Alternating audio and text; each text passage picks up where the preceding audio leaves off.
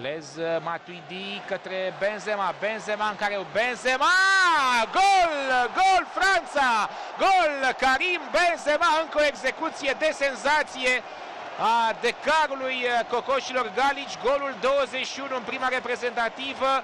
Benzema realizează dubla, o partidă imensă, 2 goluri și o pasă decisivă. Din nou Barrett redevine cel din prima repriză, absent la șutul lui Benzema, parcă l-a curentat balonul, pleca din piciorul atacantului de la Real Madrid. Franța-Jamaica 5-0.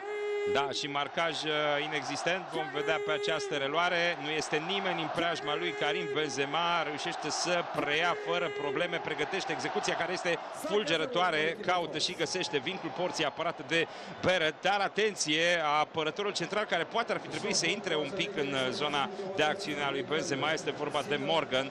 Parcă i-a luat frica atacantului francez, face pasul în spate și oferă posibilitatea de a pregăti șutul, de a vedea acest culoar de șut și de a trimite